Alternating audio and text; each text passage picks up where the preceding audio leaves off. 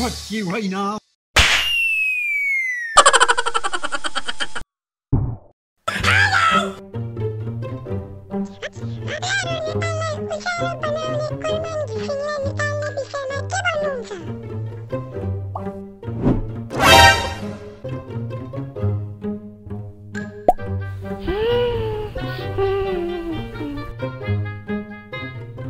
Oh my God!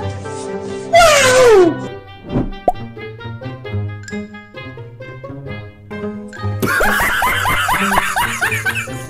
रिसाउनु भएको कि चिस्काउनु भएको?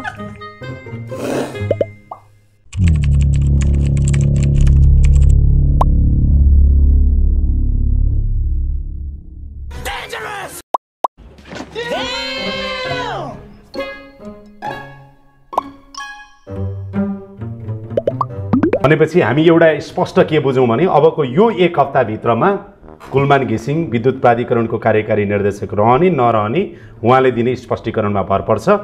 आशा गरौँ यो भन्दा अगाडि मैले यो तीनचोटि चारचोटि हामीहरूले उहाँलाई चाहिँ लेखेर मौखिक पनि सोध्यौँ यी चिजहरू आएन ल्याउनुहोस् भने दिनै मान्नु भएको छैन भनेपछि यो आउँछ भन्ने कुरा चाहिँ जवाफै नआउने हो कि भन्ने चाहिँ कुरा लागिराखेको छ मलाई। त्यो अवस्था भयो भने उहाँलाई निकाल्नुहुन्छ तपाईँ? त्यो त स्वाभाविक हुनसक्छ। त्यतिखेर सरकार पनि त सधैँ हेरेर त बस्दैन नि त।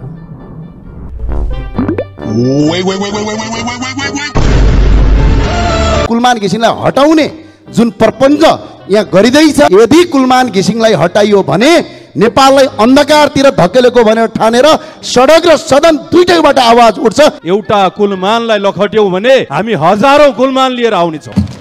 निरन्तर सरकारले स्पष्टीकरण सोध्ने कुरा सँगसँगै त्यति मात्र होइन, हामीले मिडियाहरूमा बारम्बार सुनिरहेका छौँ कि उहाँको मूल्याङ्कनमा 0% आएको कुराहरू पनि हामी सुनिरहेका छौँ।